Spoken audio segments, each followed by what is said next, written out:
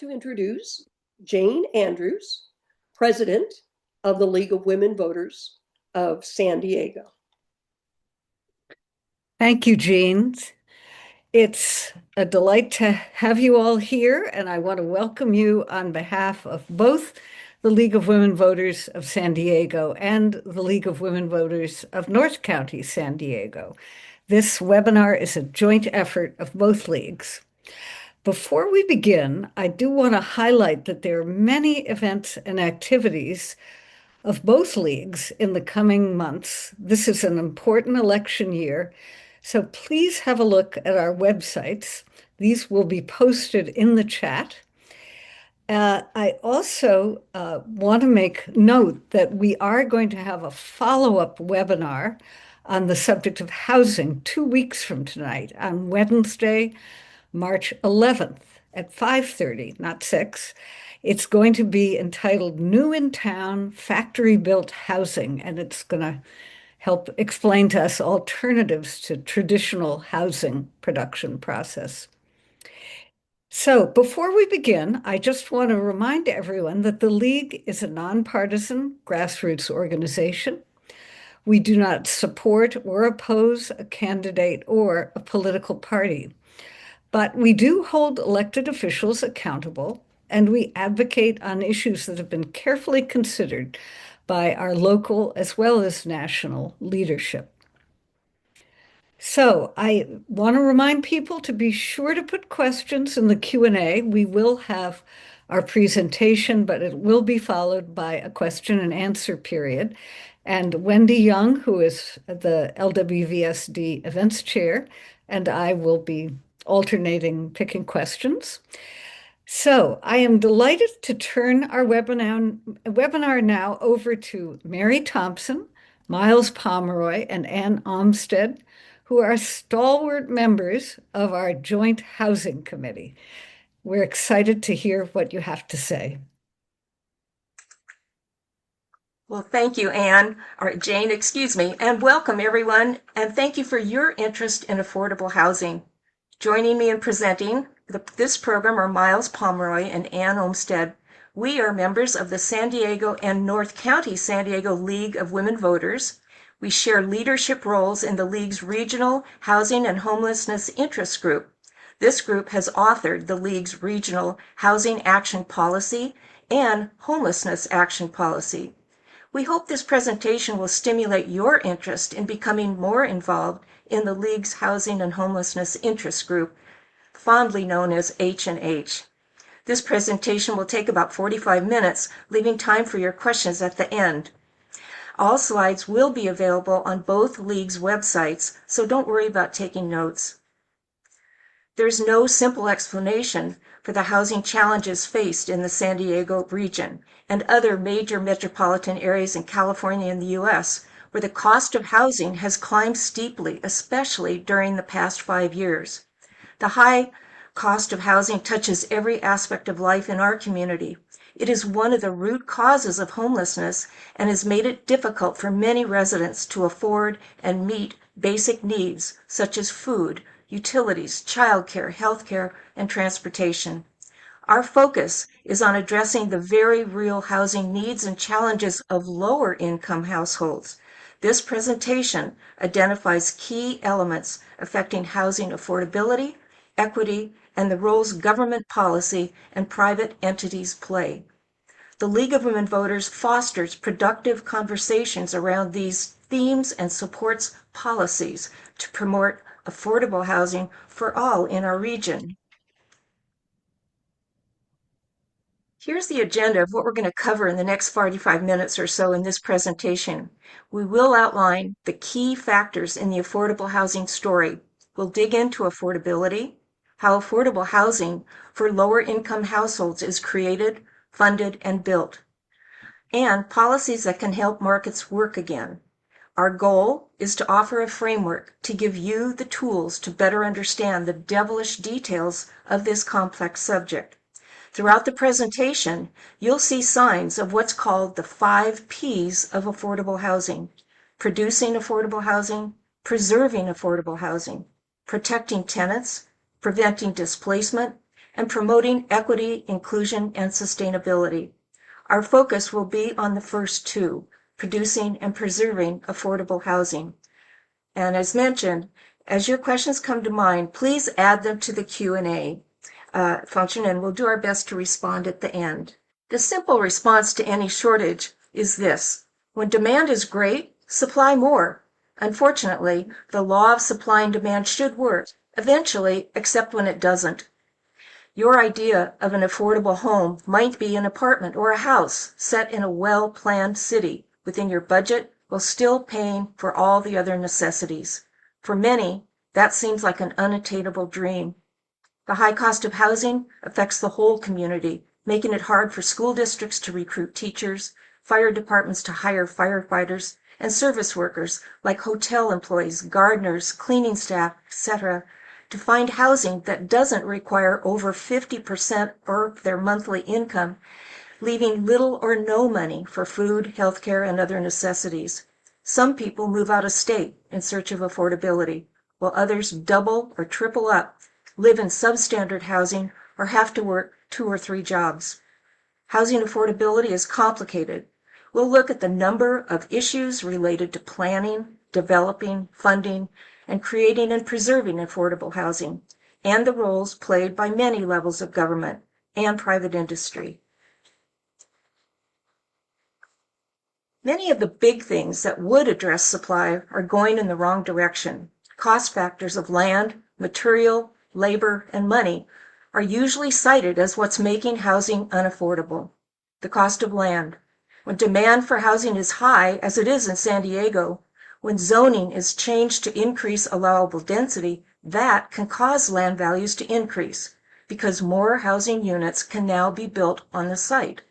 The increased value can lead to higher cost for renters or buyers. The cost of money. 30-year fixed mortgage rates have increased significantly, almost doubling from 3.6% in 2020 to 6.24% in 2025.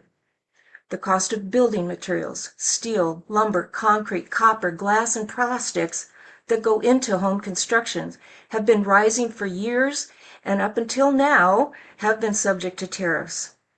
The cost of labor. Many construction jobs were being done by undocumented workers who are now being deported.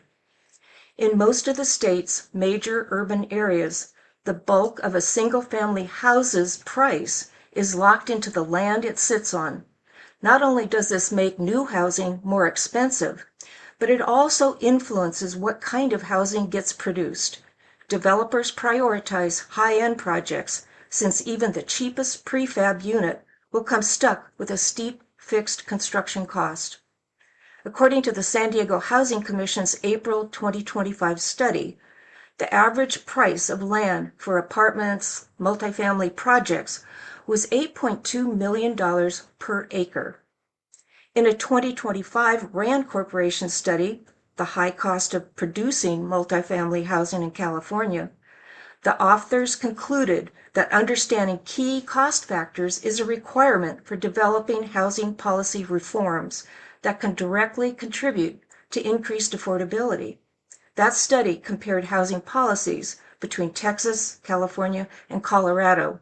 Of note, the study found San Diego has the lowest overall costs. In Texas and Colorado are much lower than California. Affordable housing should be available in all communities with access to education, jobs, infrastructure, and services. The effects of historic racial and income segregation through zoning still exist. Planning to create and preserve affordable housing must address these factors. California's fair housing laws require cities and counties to affirmatively act to address inequalities in all planning, including the housing element requirements you'll hear more about later. Affirmatively Furthering Fair Housing, AFFH, means taking meaningful action that addresses significant disparities in housing needs and access to opportunities, replacing segregated living patterns with truly integrated and balanced patterns, transforming racially and ethnically concentrated areas of poverty into areas of opportunity and fostering and maintaining compliance with civil rights and fair housing laws. Anne will now cover some of the many things that affect affordability. Thank you, Mary. So let's talk a little bit about what are the factors that are defined as affordability. And we'll start with income. What leads to something being labeled affordable or not affordable? Federal and state governments define affordability starting with income. The nuances of defining affordable housing include funding regulations. The federal government, through the Department of Housing and Urban Development, known as HUD, defines housing as affordable when it consumes no more than 30% of a household's income, including utilities. Using census data, HUD calculates the national federal poverty level for a family of 4, informed by the Consumer Price Index. In 2025, the federal poverty level was set at $32,150 per year for a 4-person household. From that, HUD creates income measures for specific geographic areas like San Diego County, called the Area Median Income, the AMI. The latest Area Median Income, or AMI, number for San Diego in 2025 was $130,800 for a household of 4 people. It is the median number, the midpoint where half of households in the area earn more and half earn less. The 4-person household calculation for AMI is adjusted depending on the size of a household. As an example, by HUD's calculation, those making less than 80% of the area median income are considered lower income households. In the San Diego region, about 40% of households are in the very low or low income category. Lower income includes extremely low income households, which is 0 to 30% of the AMI, with a maximum income of $34,750 for a 1-person household, or maximum income of $49,600 for a 4-person household. The AMI is a very significant number because it is used locally to determine eligibility for housing assistance according to the income group. This chart shows the maximum income for housing assistance for a 4-person household for the 5 income categories that HUD and the State Department of Housing and Community Development use to determine affordability. Thus, for example, if a 4-person household is $49,600 or lower, it is an extremely low income housing. The waiting list for federally funded Section 8 vouchers by qualified recipients is about 15 years long at this point. At this time, the number of landlords that will accept Section 8 vouchers is small, which makes the chance of finding a place to live limited, and the number of vouchers being issued annually by the federal government is dropping. Incomes are just too low. Incomes for many workers are just too low compared to the cost of housing. Some people think that full-time workers can afford housing, but that's a myth. According to the San Diego Housing Federation, renters need to earn $49.44 per hour to afford the average monthly asking rent of $2,571. Someone earning the minimum wage in San Diego County of about $17 an hour would need 3 full-time jobs to afford the typical apartment. The federal government defines housing as affordable when it consumes no more than 30% of a household's income, including utilities. The next chart shows what an affordable rent would have been in 2025 for various adjusted median income levels by family size and number of bedrooms. Monthly income has grown significantly in the past years, but not as quickly as rents have grown. Another major problem is there simply aren't enough housing units that that are accessible to lower income people in San Diego County. This chart is from the California Housing Partnership and is done annually for every county in California. The chart on the left shows a shortfall of over 135,000 affordable units in San Diego County for extremely low and very low income households. The chart on the right shows, unsurprisingly, that as household income goes down, the proportion of cost-burdened households goes up. So 83% of extremely low-income households are paying more than half of their income on housing costs, whereas only 3% of moderate-income households are doing so. For-profit developers generally do not build housing for lower-income households unless required to by inclusionary housing or density bonus regulations, because the rents and home prices that many households can afford are too low to cover the costs of developing and operating newly constructed housing. What does get built by the market are units for above moderate income households, which is over 120% of AMI, about 40% of the region's households, and in some cases, moderate income households, although we do not have a good way to track that. Miles will show this later in his discussion of tracking through California's housing element law.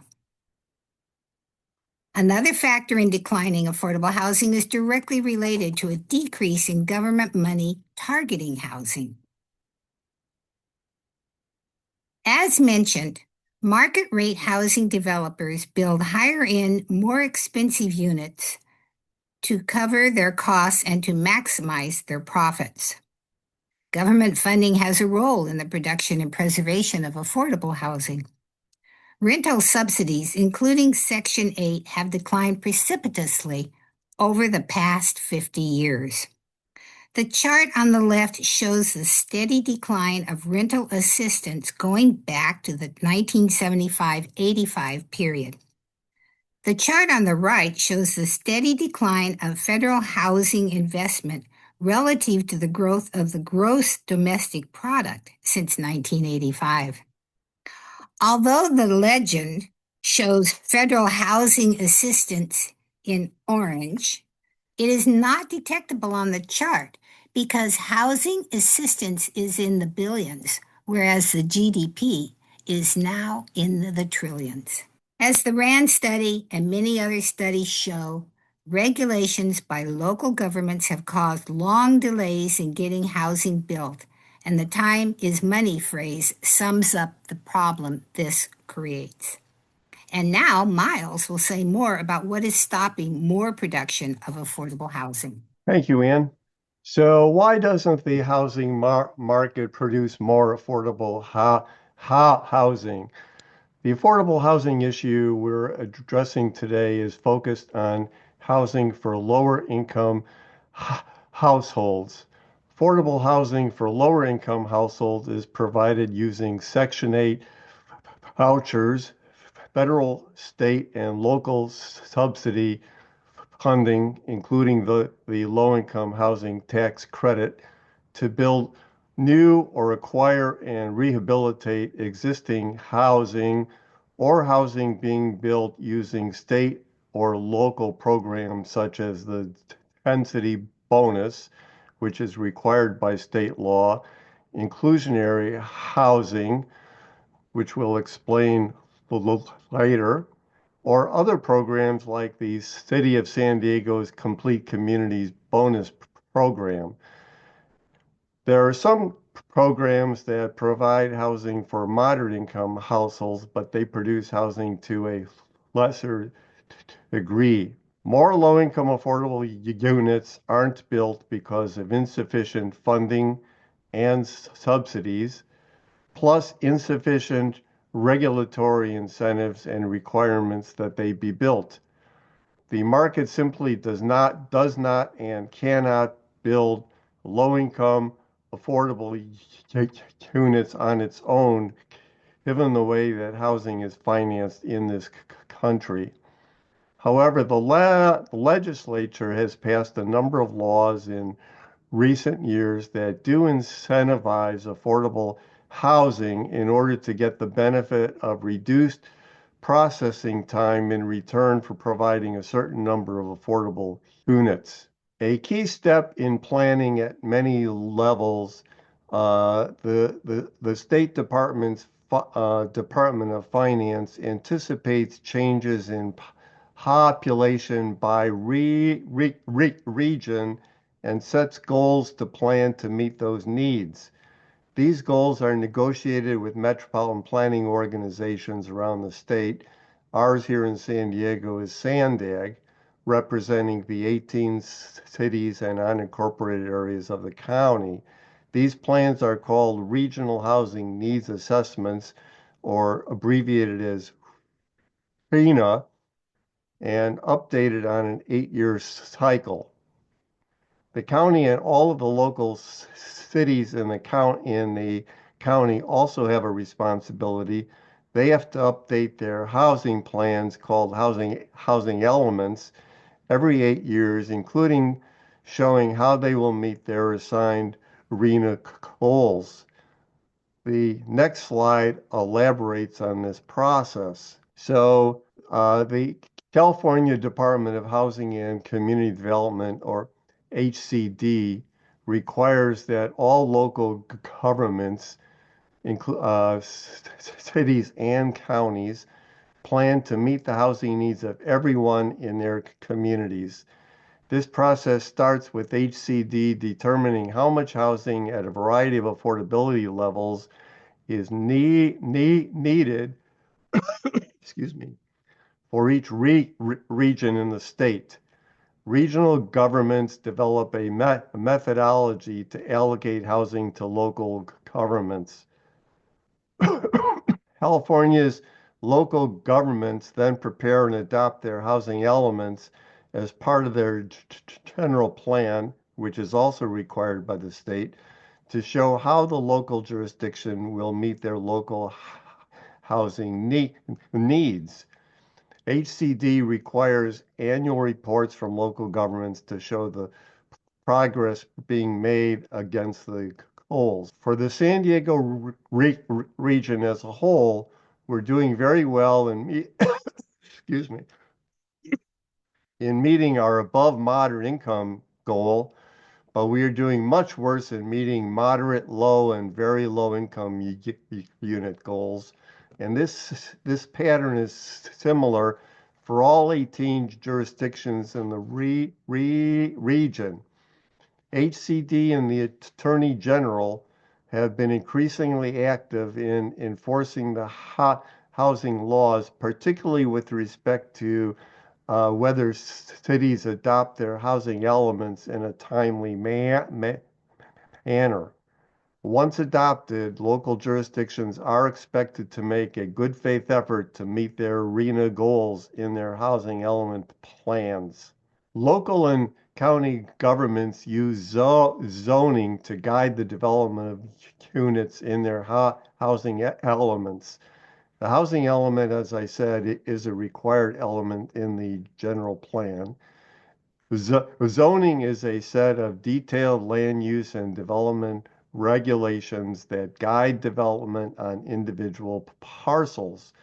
It generally divides a jurisdiction into a set of districts or zones that provide for the regulation of the intensity of development expressed as units per acre, users of land, which typically are residential, commercial, industrial, and open space, and also define details, design details such as height, bulk, setbacks, lot coverage, and so forth. Although zoning regulations are generally the purview of local jurisdictions, the state has imposed many specific limitations on the exercise of local zoning power, such as requiring sufficient land for residential use, requiring that accessory dwelling units or ADUs be allowed, requiring that density bonuses for affordable housing be offered, allowing childcare facilities as part of residential developments, requiring coastal zone approvals when projects are in the coastal zone, and building compliance with fair housing requirements.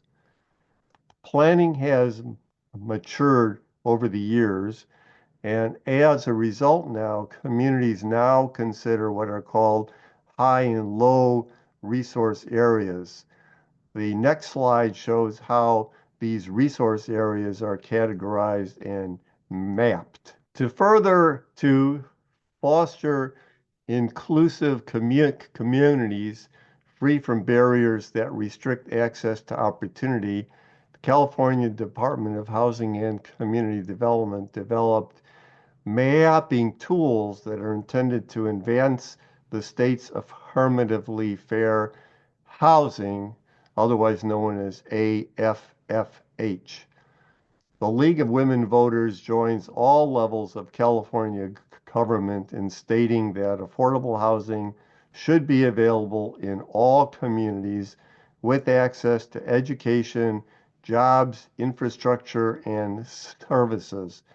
The effects of historic racial and income segregation through zoning still exist, though. The opportunity map identifies areas in every region of the state whose characteristics have been shown by research to be associated with positive economic, educational, and health outcomes for low-income families, particularly low-income outcomes for long-term outcomes for children.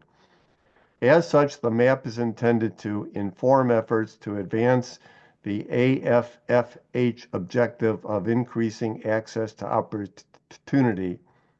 So on this particular map, for San Diego County, the high resource areas primarily tend to be in the northern part of the region, while the lower resource areas tend to be in the southern part, although there are exceptions. This is a problem because it concentrates low and moderate income housing in areas that are already demographically considered low and moderate income with few job opportunities, reinforcing patterns of racial, ethnic, and economic segregation. Let's talk about funding, which is another key step in using multifamily housing as an example. So just as a home buyer might prepare to buy a first home, developers aiming to build multifamily rental housing generally need to borrow money to get started. A down payment is made and the buyer arranges to borrow the rest from a bank. For a multifamily rental housing developer, the down payment is called equity, paid by investors who put money into the project. The rest of the costs are covered by a loan. Like a home mortgage, the loan can be fixed or adjustable with terms lasting as long as 35 years. For market rate rental property, equity, which is the value of the property less the debt, covers the total development costs of the property, including land and construction costs of new or renovation of existing units. A property that charges lower rents generates less rental income and can't have as much debt and operating costs as a property that charges higher rents. Like a home, rental housing has a second major type of cost called operating costs, such as insurance, property taxes, and maintenance. Multifamily rental housing operators have all of these costs plus others like property management, security, administrative expenses, and marketing. Owners of multifamily rental properties pay for financing and operating costs using the income from rents. To build affordable housing for lower-income households, a gap exists between the funding needed to develop and operate a property and the revenue that the property produces, which is income from rents. To create an affordable multifamily rental property, this funding gap needs to be filled. So how is the affordable housing gap filled? To fill the gap, developers need help in the form of a subsidy. The subsidy most often comes from local, state, or the federal government, but it can also come from other sources.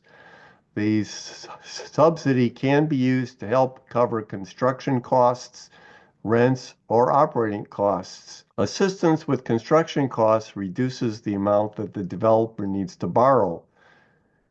Developers of affordable housing often assemble many sources of subsidies to help fill the affordable housing funding gap. Construction subsidies, most often in the form of a federal program called a low-income housing tax credit, are the most common. Others include mortgages with below-market interest rates, tax-exempt bonds, local bond funds, state tax credits, federal grants or loans from programs like the Federal Home Block Grant Program that provides funding to states and eligible localities to be used for affordable housing activities to benefit low-income households, investment partnerships programs, local grants, land donations, contributions from charitable foundations, or deferred developer fees. Once sufficient sources of funding are identified to create the housing, additional subsidies may be required to pay for the cost of operations, such as rent subsidies for tenants.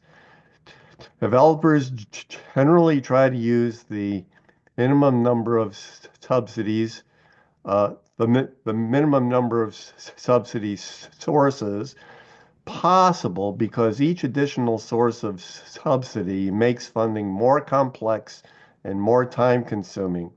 However, to reach the lowest income families with the greatest needs, it may require multiple subsidy sources to be cobbled together to make the project financially feasible.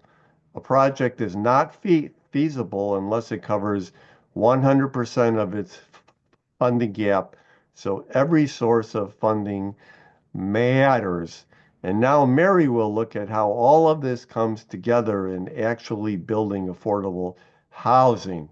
Thank you, Miles. For our purposes in telling the story of affordable housing, there are two types: units being built by developers and existing older units. The first type consists of dedicated units that are set aside for low or moderate income households. These are created by developers using assistance from public sources or through affordability requirements or incentives granted by local governments.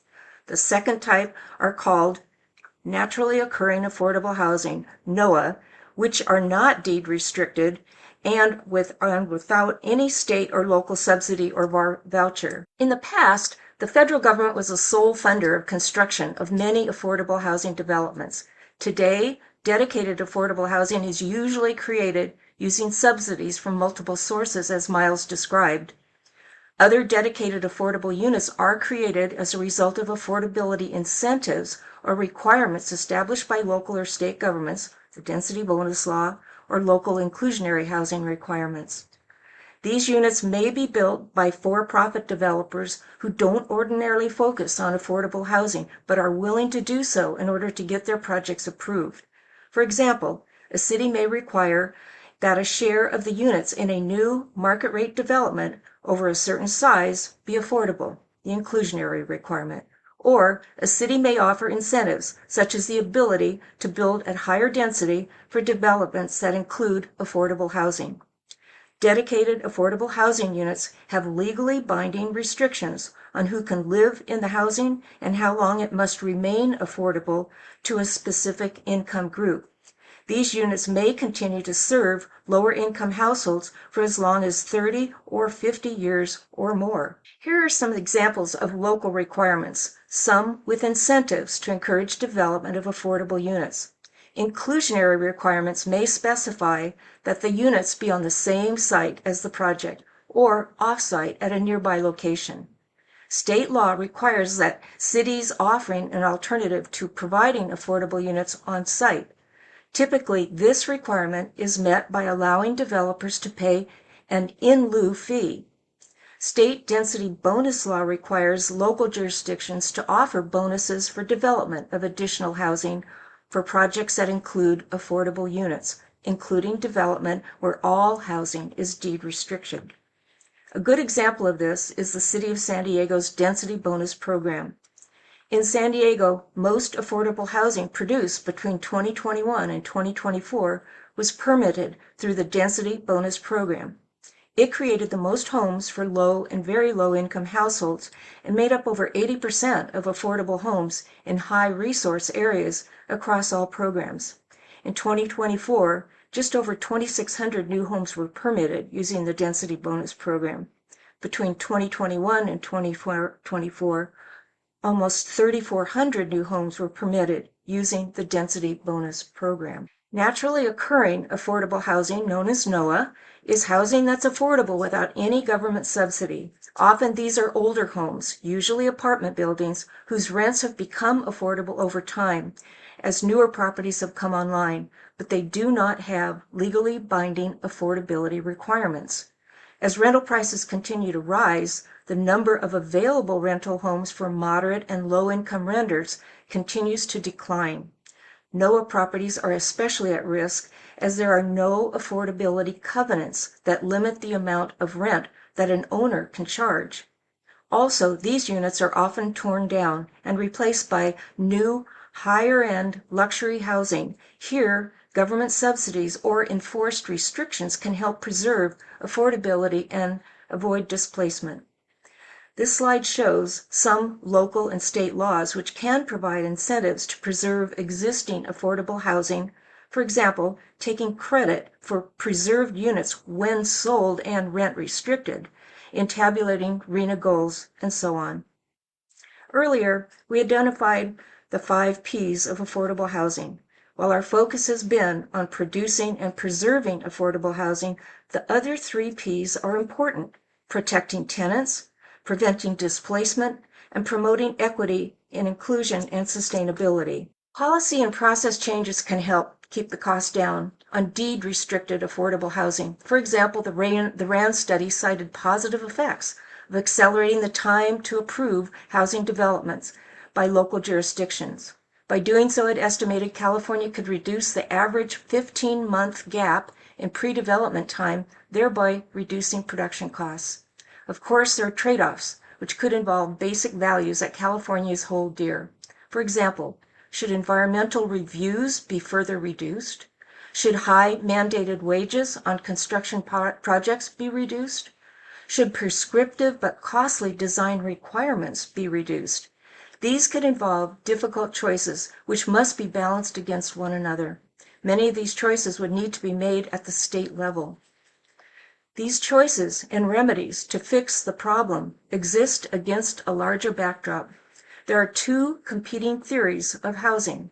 One is that if you're a property owner, developer, or bank, you want housing values to rise to continue to be financed.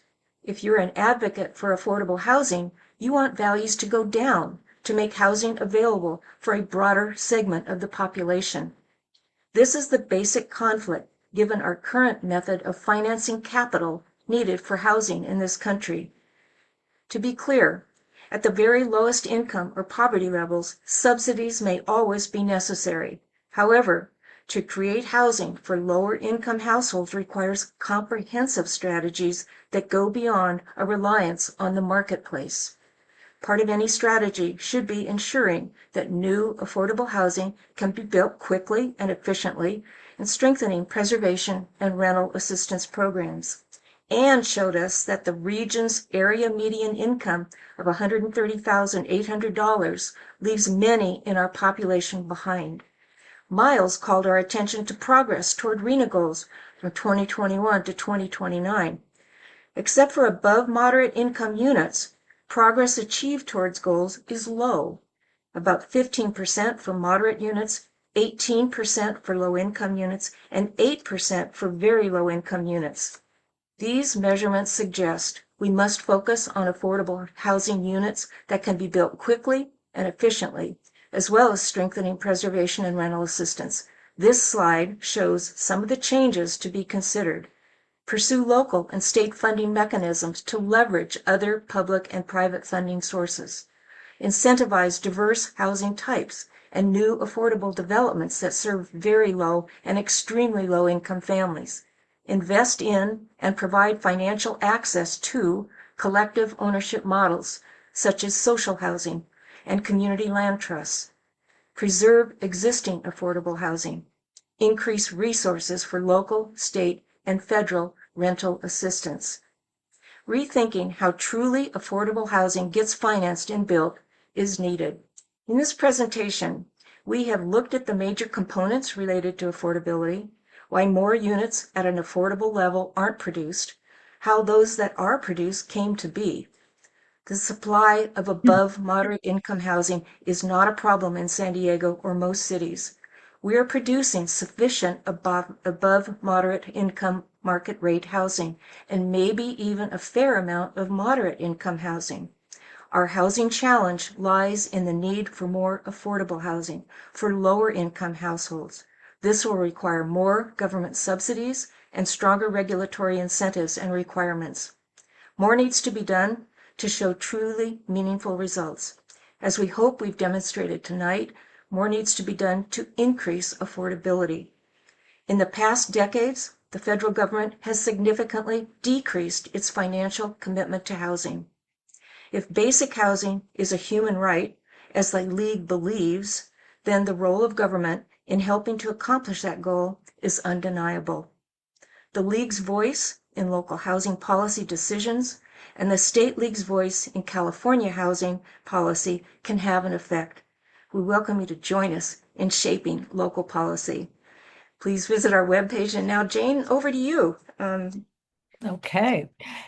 Mary, do you want to stop sharing your screen just so everybody can see faces? Great.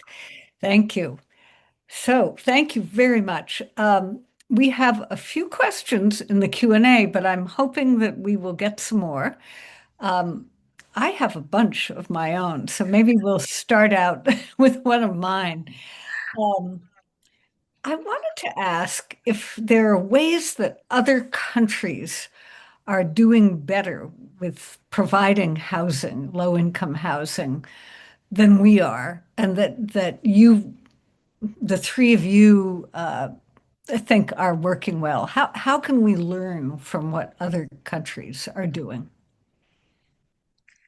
Well, Vienna, Austria is really doing a great job with what's called social housing, and we're trying to learn from them right now. HCD is doing a study of social housing in California to see how it might work here. Portland, Oregon is doing the same thing. And social housing was one of the collective forms of housing that we suggested be explored. So that is something that we should learn more about. Can you just give a little more of a snapshot as to how it gets developed, you know? Well, it's similar to public housing as we know it, but it includes both private and public together. And we in the United States have been doing more mixed income developments with a moderate and above moderate households living in the same development or the same community as low income. Uh, this is applying it on a little bit bigger scale, though. Okay. I'd like to mention Finland. I think Finland deserves a prize. That this country has no homeless. They have deliberately created very small apartments in throughout the community so that anyone who is homeless is placed in a very basic, simple apartment that has a small kitchen, a bathroom, a bedroom, and that's it. But it keeps them out of the cold. And I, they have no homeless now in Finland. I think that's something that we would like to strive for in our country, but we're not making much progress at this point. Wendy. So there's a mathematical question that was asked. Is there an additive number? We're talking, the question is as relates to the AMI, Mhm. the median income. Mhm. Is there an additive number? Because the template or it's set up for a household of 4. How is it adjusted for households of 5 or 6, for instance? I think that's exactly what happens. I don't know what the additive number is, but the more people in the household, the more crowded it is, then you get a little bit more money per person. I can't give you the exact number. Okay, thank you. There is a chart, though, that the Housing Commission has and every county has that applies the median income for a 4-person household adjusted upward or downward for family size, and I believe it goes up to 8. I think so too. Yeah, and it goes down to as low as a 1-person household.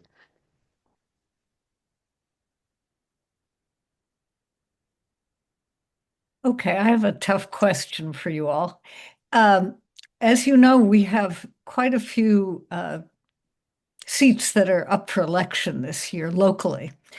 And I wanted to know what kinds of questions we should be asking candidates about their approaches to housing.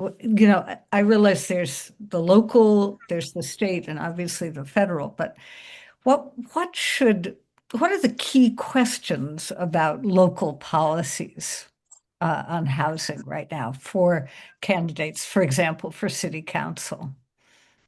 Good question.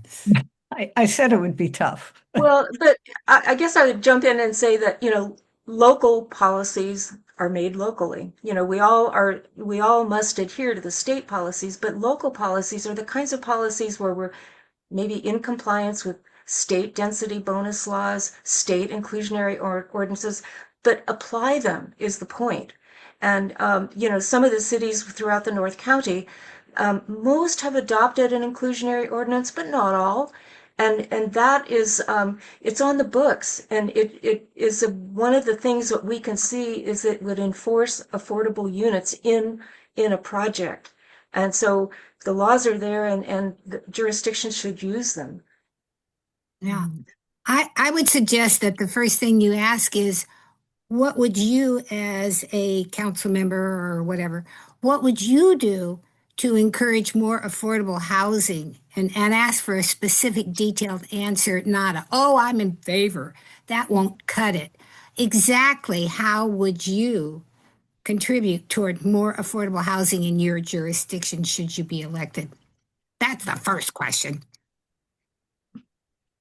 And also, I think another thing to be considered, how would they achieve the affirmatively furthering fair housing objectives, particularly with respect to trying to generate more affordable housing in the higher resource areas, and that's hard to do. Right. But as we showed, that really needs to be an emphasis. And another thing that occurs to me is that San Diego used to have a lot of single room occupancy units called SROs. They used to be downtown. Most of those have been lost now.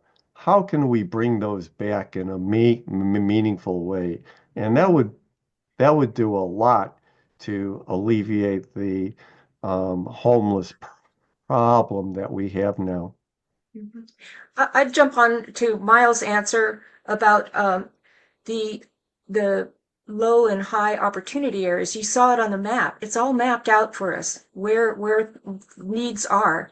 A lot of those opportunities come through infrastructure investment. Whether it be parks and schools and good water systems at work and sewage systems at work. So that's investment, and that can be local investment. They can go and try and leverage state and maybe even federal funding to make that kind of investment. But that is almost like a precursor to the kind of opportunities that we want our communities to have. The next question really talks about what incentives might work for the developer side that are not government based. You mean like public opinion? Well,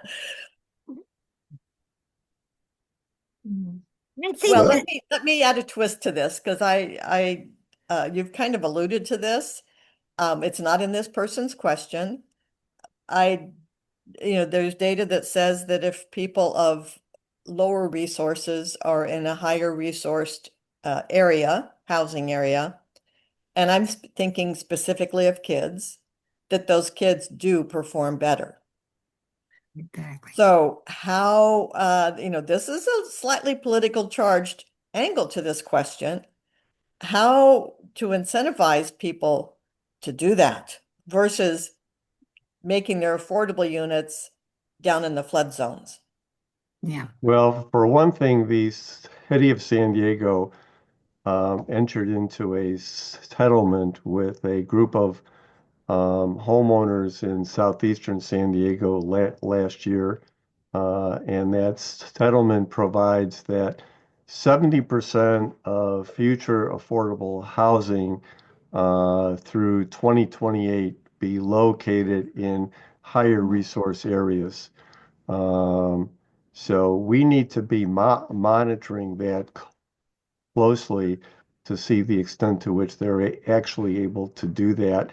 And as Mary said, it relates also to the provision of infrastructure. And now the city of San Diego is prioritizing where their developer fee money goes to lower resource areas and areas where affordable housing will be located.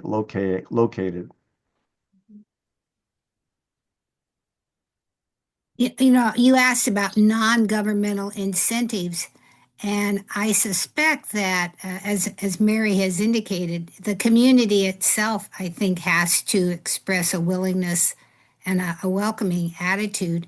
That frequently doesn't happen with large developments nowadays in many communities, but that certainly would be one way to attract new buildings if the community actually showed that it cared about the less affluent people in its community.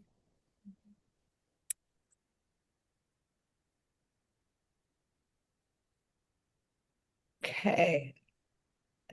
I'm going to try to frame this question.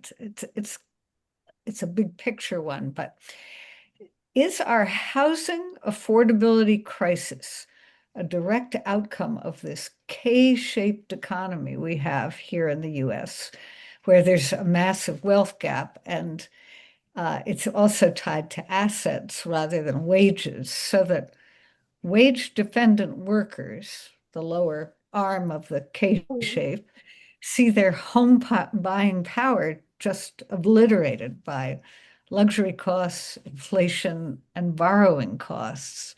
Do you have any comment on that aspect of our We sort of alluded to that a bit, Jane, in this idea about this conflict about, wealth accumulation. It's usually in the form of homes. And that in order to keep that wealth going up, those home values need to go up. So there's a sort of a perverse dilemma here that we need these lower affordable units, but there's this wealth that wants to keep building. And so the thinking that we've come to in these remarks we shared tonight was that it needs to be recognized and addressed that there's this conflict of where to get the capital to build the low income units when the capital is wealth accumulating. And so this it's something we need to put our brains to and think about. But it is a way to think about it, that it's this wealth accumulation and the cost of capital needed to go build these lower end units. That's the tension. I'd also like to point out another factor I think that goes into this. The K-shaped economy is a relatively new phenomenon, but as we pointed out in the presentation, the drop in Section 8 subsidies started in the late 70s and early 80s under the Reagan administration. And Section 8 subsidies have dropped precipitously since then. And it's continued regardless of whether it's been a Democratic administration or a Republican administration in charge. And it's been exacerbated by the wealth gap. So now we do have as we know, an extraordinary wealth gap in the United States, and that is contributing to the rise in housing prices, particularly at the above moderate income level, and it doesn't filter down to the lower income levels. Yeah. This is referencing the single room occupancy issue that you addressed earlier. And the abbreviation is SROs. As a healthcare provider, some of my clients lived in SROs. They didn't have the best reputations, by the way, those buildings. But one of our listeners has actually asked what happened to those. They were demolished as part of redevelopment downtown. Downtown San Diego. All those lovely posh new hotels and restaurants and things. Okay, that's a clear answer. Jane, next question. Okay. Could one or all of you comment on what impact any changes in funding from the federal government are having on housing and affordable housing? Anne is the expert on this. Well, I'm saying, considering that we have had total chaos in this country, not knowing what kind of funding would come to any program, it seems that we are now at the point where Congress has reached a budget that did not have the drastic cuts that we were anticipating. There are parts of the social welfare sections of the government's money to us that have been decreased slightly. I don't know of any that have been increased. So that doesn't bode well for reaching out to the people who are newly becoming unhoused and in need of affordable housing, much less help those who can't find a place to live because The Section 8 vouchers, which help them find a rental, are rare, and they're not that rare, really, but they're not that useful. I know people who have had them who have not ever been able to find an apartment to use them with because the landlord didn't want to go through the process or whatever. There was nothing available. Does that help? Yes, yes. So I'm remembering that our joint league event of about a year and a half ago was about housing. And someone asked a question where the speakers there were talking about their experience in doing this. The question was, could local governments work more closely with nonprofits interested in building affordable housing? No question. Yeah, for sure. One of the things we cited as a promising thing to look at is the idea of land trusts. That sounds pretty, esoteric, but land trusts are really land that is donated or made available that then can have affordable housing built on it, and forever that land will not be a factor in, the value of it going sky high. And so when you think of somebody has land available, grouping together and forming land trusts and making land available, it's a really powerful local energy idea. Would you explain how that happens? Because I hear this, but how does it get formed? Who forms it? Well, all across the country, I'm aware of, there's all sorts of land trusts that donate a piece of forest land. It's part of a bequest, and then it's becomes a trust, and then you know the however that trust is organized would say the use can be this or that, and so it would be a formation that would have to happen. But this is people power coming together, or people who have these kinds of assets. They'd have to sort of be contiguous, but just conceive of that happening, Mary, rather than as. Go ahead. remember the YIGBY, the law that was passed last year? There are several YIGBY projects. That's yes, in God's backyard. Churches and schools now in California have the ability to have affordable housing built on their property. And many churches, which are dwindling because their membership, for whatever reason, is becoming smaller, are considering very carefully, and some schools are actually talking about building affordable housing on land. San Diego Unified School District is a good example.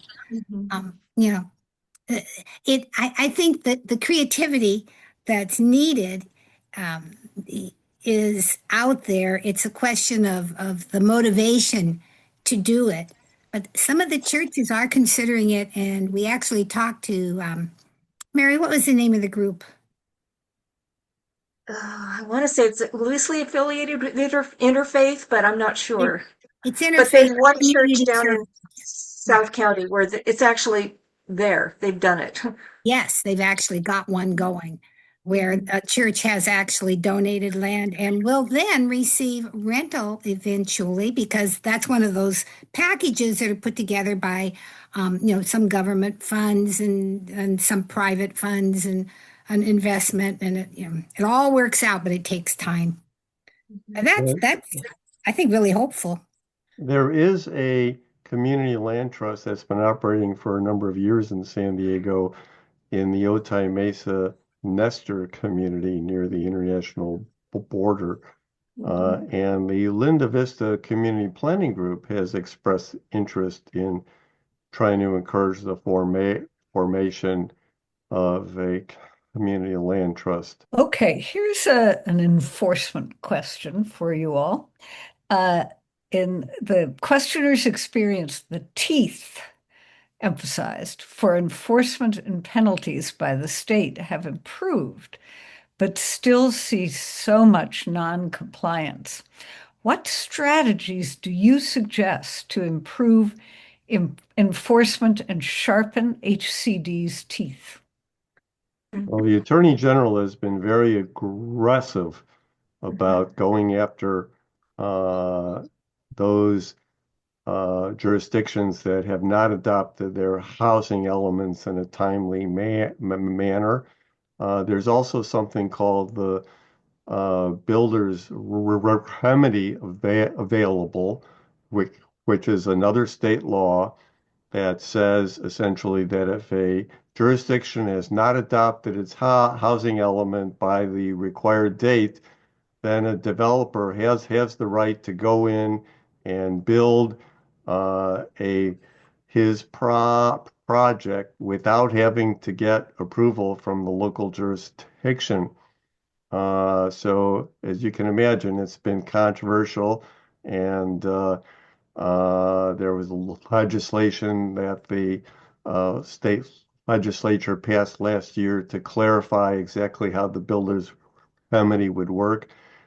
So that is a significant tool that's out there. Also, there's a provision that says that the state can deny transportation and housing funding to jurisdictions that have not adopted their housing elements.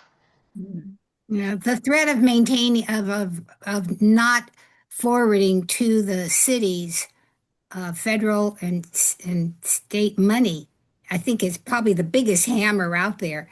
But I don't know how often it's used by the Department of Housing and Community Development. Miles, when you were first answering, you made reference to a builder's something state Remedy. Builder's remedy, Builder's remedy. remedy. Okay, and that's the terminology. right? And then the other was you mentioned a recent state law. Do you have any number or title to that? Is there? And actually, I'll let me jump in because I did have another question, which is what is the state doing well in its legislation and policies? Because there have been every year some new, it seems to me, new bills. Which ones do you all think are working or Well, the beginning to state has adopted, the state legislature has adopted many new housing laws in the last few years. One of them, in particular, that occurs to me, allows um, developers to build in underutilized commercial districts. We have a lot of underutilized shopping districts now, or abandoned shopping districts. Many of those could be converted to housing now. So the legislature passed a law a few years ago that says, okay, Mr. Developer, you can do that, and we'll make it easier for you to redevelop it residentially if you agree to provide a certain number of units in the complex as affordable. And if you do that, you get what's called ministerial processing, which means by right, there's no hearings, no planning commission review, no city council review. It's approved purely at the staff level, so it makes it much easier to get this project through. So that's an example, I think, of something that the legislature has done to facilitate affordable housing. But there are many others. They've made it easier, much easier to do ADUs. And as you know, that's been controversial in San Diego, but the city council recently pulled back some of the controversial elements of the ADU program. So it may be operating less controversially now. And they've done a number of other things. The big emphasis has been to try to get as many units in the pipeline as they can, particularly incentivizing affordable and making it easier to process those to get their permits using the by right approval process. Another thing that's happening is the cities and the state are working on making factory built housing much more easy to do. And that, I mean, that potentially can make a huge difference because of the cost. So I think the state gets a lot of credit for that. But they've been trying, they've been chipping away at housing problems, but I don't know that there is an overall brilliant guiding strategy, truthfully. Does anybody else think there is? It's a tough nut I to guess crack. not. Yeah, throw a lot of spaghetti at the wall and see what sticks, you know? It feels like that sometimes, doesn't it? Yeah. Well, there's been the state legislature has passed so many housing laws to encourage more housing production, particularly at the affordable end, that it's created some resentment on the part of some local jurisdictions who feel that they've gone too far and that there's been a loss of local control with respect to land use and zoning. So there's now an effort to try to qualify a ballot initiative for the state ballot. I believe they're aiming for 2028 Yeah. that would um, suspend or nullify many of these laws that have been passed and try to restore local control. And many of the North County coastal cities are playing a lead role in this. Oh, tell me all about it, Miles. I live in one of those cities. You know that, yes. I know that only too well. So there's a question here that again is, well, I'll try to sort of rephrase it, but it is that, you know, the cost of a two-bedroom house in Southern California is outrageous. Um, is there any way that will ever get lowered? Is there any hope for a lowering of the cost, you There know? are. There There's a are. lot of dire predictions that say it's going to be decades until it naturally happens. I mean, barring some horrible financial crisis, which we of course don't want. But it's there's the market right now is kind of given us what we've gotten, and so it's going to take a long time to that naturally get back to the level we might all think, well, that's what we're used to. But then, Jane, you said earlier, we've all touched on it, the income inequality that is such a factor, that, the inflationary factors, income inequality, it puts this out of reach. And so people move out of state, they think, but it's happening all over the country. If you're watching this throughout the country, um, California just happened to be the first. But it's, this kind of affordability problems, especially if you're home buying, it's, the down payments and all of that. And you see people nibbling away on it. Let's have a 50-year mortgage, or let's, all these little nibbly ideas at going after the problem. But it's bigger. I would agree with that. And I think not enough attention has been given to the role that the wealth gap has played in fueling price appreciation for the high-end units. And that, we're all paying a price for that. You all need to look at the video of the last SEAC meeting that the San Diego League had. The speaker was Rachel Hassenstam, and she talked about the whole idea of the economics of post-growth. It's an idea that I had not come across before, but I think it explains a lot of what's going on in our economy. And if we don't set it right, many people will be having to make some very serious decisions about where they can afford to live. Jane, that's an opportunity to advertise that video. Yes, Yes. And actual Rachel is one of the questioners here. So, Well, I figured she was. I thought I recognized a couple. yeah, I see it. Wendy, do you see one? Or I see one. Okay. Um, so there is a question about those who aren't facing homelessness, but have affordability issues such as teachers and first responders. And the questioner raises, do any of our cities consider this when planning housing? And I do know that San Diego Unified has had a recent project along those lines, but any general commentary about, those who are our core workers? I'll also say just generically, I mean, for many, as long as you can remember, there were company towns that provided housing and everything for their workers. So I'm not saying that that's in our future, but the concept of providing housing for your workers as almost either part of a benefits package or an incentive to join a company or an organization, it's a pretty, nowadays, it's a pretty attractive thought.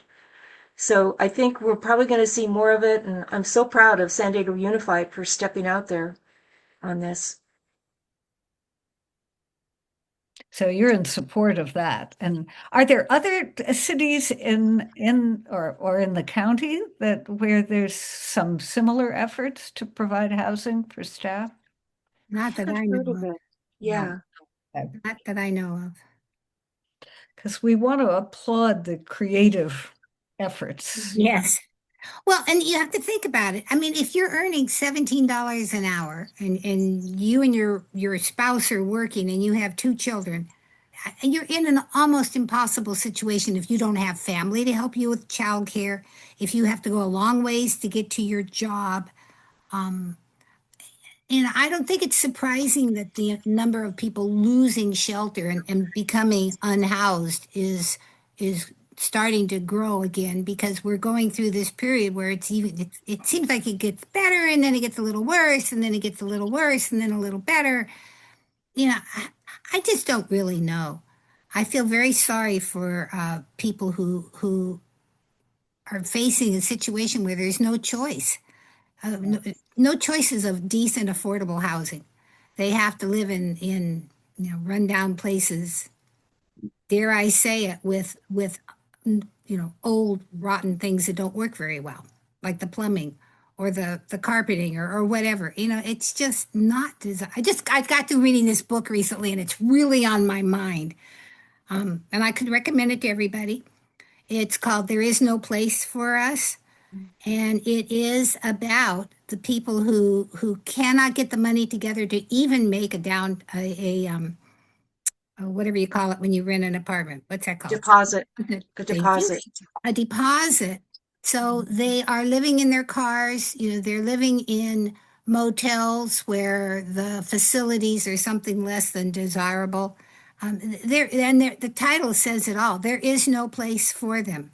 They don't have enough money to do what they want to do. They have families. Yeah, I don't know. I could get grumpy about it all.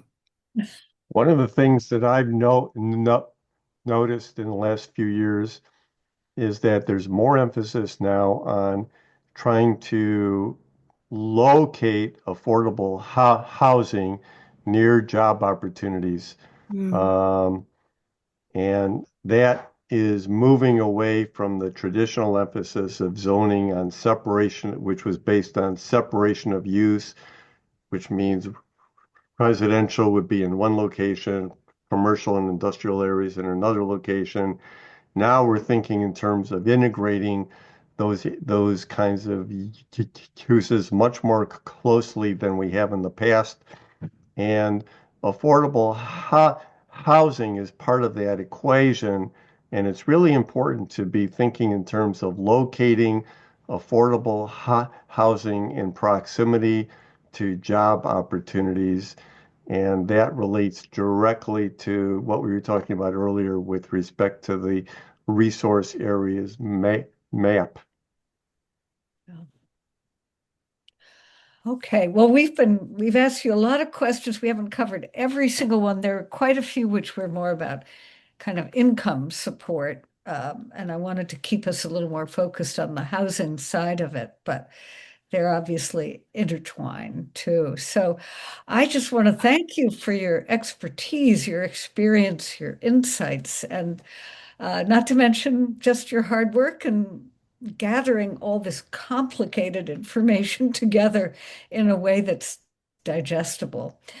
Um, I gather there will be a report that will be available at some point, potentially. Are there any further comments by any of our presenters or reflections? Actually, we're planning to have the slides available on the websites and of course the video. And we have a glossary that sort of is an addendum to this program. And of course, our housing action policy, all of that is on the H&H webpage, which there's a link in the chat to that. So right now, we hadn't contemplated an actual written report. Those resources that I named would be it. Yeah. Well, that's great. And you all are a resource and will be ongoing. So thank you very much. And thanks to all the participants. There have been many kudos to you in the Q&A. They weren't questions, but they were kudos. So I'll pass that along. I would also like to publicly acknowledge the great job that Mary did in putting this. She took the lead in putting this presentation together. She did a tremendous job of everything. Now, we all contributed to it significantly, but Mary was really the one who led the charge in putting this presentation together, and she did a tremendous job.